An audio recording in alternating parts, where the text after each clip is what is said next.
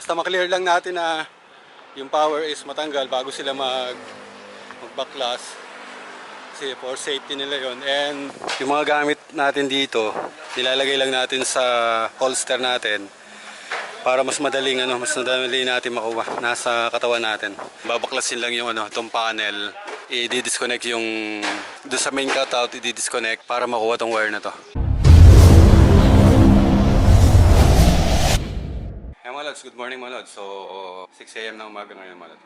So may gagawin tayo sa sa floodway. So ito yung ginawa natin dati na na warehouse mga lods. So magtatanggal tayo ng power doon. Magtatanggal tayo ng power panel, tatanggalin natin. So ililipat kasi yung na yun, yung mga kinabit namin doon is ililipat yung sa ibang warehouse. Pero hindi tayo hindi tayo magkakabit nung magtatanggal lang tayo ng power nung warehouse na yun. So from cutout nung galing meter, then yung sa panel, yun yung tatanggalin lang natin mga lods. So ito yung bag natin mga lods. So ito is a travel bag to mga lods yan. Travel bag yan na nagagamit natin pag umaalis tayo ng pag magbibiyahe tayo ng medyo malayuan. So, nadyan yung mga tools natin, nadyan. Then, may tubig tayo. Ay, mga lodi. So, yung holster natin, dito rin yung holster. So, gumagamit tayo ng holster para mas madali natin nakukuha yung mga gamit na kailangan natin. So, nasa holster lang natin, nasa katawan lang natin. Pag gumagawa tayo, mga lods. So, ay, mga lodi. So, biyahe muna tayo. Then, papakita ko na lang yung kung paano natin ginagawa yung trabaho natin ng ganun. So, saglit lang yun. Hindi naman magtatagal yun. Disconnecting lang yun ng power, then yung tatanggalin lang yung panel. Mga lods, sa mga hindi pa nakasubscribe, subscribe lang. Notification bell para updated kayo sa mga videos na mga ina-upload ko mga lods. So mga lods, so comment kayo para may feedback ako dun sa mga videos na mga ginagawa ko. And dun sa lagi nanonood, sa big shoutout sa inyo mga lods.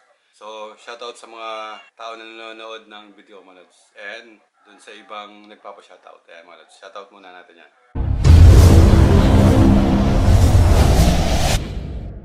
Ayan mga lods, dito tayo sa dito tayo sa warehouse. Tinatanggalan natin yung power. So ito yung main line. Natanggalan natin yung main line. So pwede nang pagtatanggalin yung ayan yung mga linya ng ilaw. Dun sa nakapanood ng video mga lods, kinabit natin to dati. Makakita yung mga ilaw na yan. Kinabit natin yan dati. Siguro may 1 taon or 2 taon na yung nakakaraan na yung mga lods yun. Yung mga ilaw na yan. So, babaklasin, lilipat sila ng warehouse dun sa kabila. Mas malaki-laking warehouse yun. So, hindi natin alam kung ililipat to. Pero sa ngayon, babaklasin lang yung itong panel. I-disconnect yung dun sa main cutout, i-disconnect para makuha tong wire na to. Yung main nito, yung main. Ay mga lods, so baklasin lang muna natin to. Then, yung mababaklas natin, sa baklasin natin. Ayan. Meron mga outlet dyan, yung outlet. So, pwedeng pagbabaklasin yun. Dun sa incoming, dun yung cutout. So, pwede natin tanggalin yun. Ay mga lodi, tanggalin ko muna to.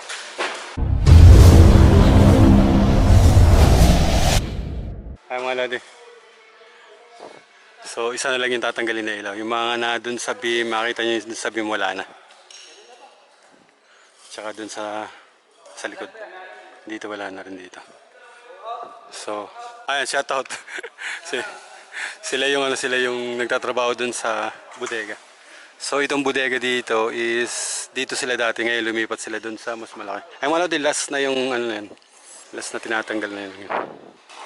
Tinulungan na rin natin pagtatanggal. Tinanggal lang natin yung breaker doon, then yung panel doon. So, tinanggal lahat ng wire. Yung molding, iwan na yung molding. Yung mga amco box, pinagtatanggal yung amco box mga gamit. Ito yung ibang natanggal na molding.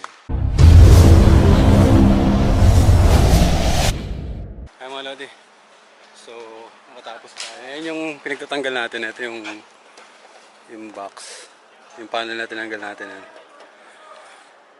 Then yung mga wire at mga switch. Yan. Dito yun sa bodega na to. Ngayon, alin? Oh, sige. Shoutout.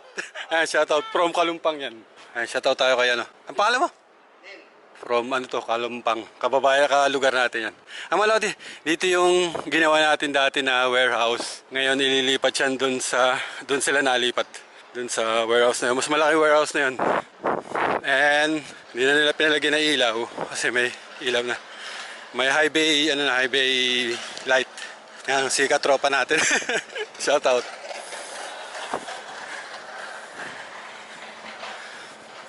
Punta muna tayo mga lods. So, time check tayo. Anong oras ba mga lodi? Pumunta tayo dito. Nagpunta tayo dito nakarating tayo 7 AM mga lodi.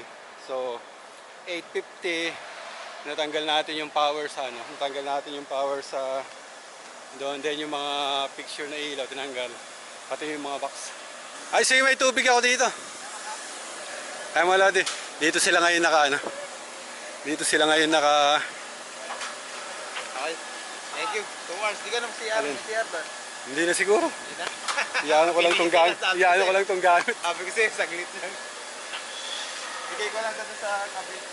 Ay mga lodi, dito yung yung pinakang nilipatan nila shout out. Dito yung nilipatan nila na warehouse. Kung makikita nyo may mga ilaw na yun sa loob yun. Yun. May mga ilaw na yun. So siguro ang magiging lang dito yung outlet siguro. Then kung magpapalagay ng mga extra na ilaw. Ay mga lods. Dito ay meron na rin dito. Siguro kung magpapalagay sila mga extra, ayun ganun lang. So malaman natin yan kung may mga kung may mga papagawa pa. Sa ngayon, yun lang yung ginawa natin, yung pagtanggal ng power and then pagbaklas ng mga ng mga gamit. Ay mga lods, mamaya na lang ulit.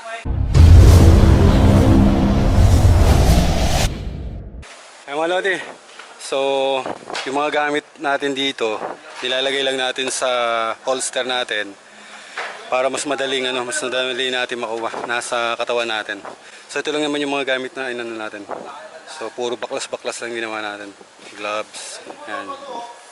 Then yung mga gamit ito yung dinala natin bag, pang travel bag to na medyo decent naman decent ang gamit. Pero puro tools ang nakalagay sa loob. Ay mga lodi. So share ko lang tong tong travel travel vlog natin. Ay mga lodi. Ay mga lodi. So tapos na tayo. So mag-abang lang tayo sa sakyan dito. So hindi naman mahirap yung ginawa natin. So basta kinilayer lang natin, may makakatulong tayo nagbaklas ng mga ilaw. Bali tinanggal lang natin yung power doon, then tinulungan natin sila ng pagtanggal ng mga ilaw. Basta maklear lang natin na yung power is matanggal bago sila magbaklas. Kasi for safety nila yon. And talaga naman babaklasin yung lahat, mga lods. Talaga babaklasin yung lahat. Kaya yun yung una natin ginawa doon is i-isolate na yung power, tanggalin yung power para habang nagbabaklas tayo ng main breaker, yung panel is makapagtanggal sila ng mga ilaw. Kaya halos bambilis ng pagbabaklas mga lods. Saglit lang. So hintay tayo ng masasakyan. So to, floodway to, Angono, yung lugar na yun, Angono. Ayan, ito papuntang Manila na to. So magabang tayo ng mga minibus. May minibus na dumadaan dyan.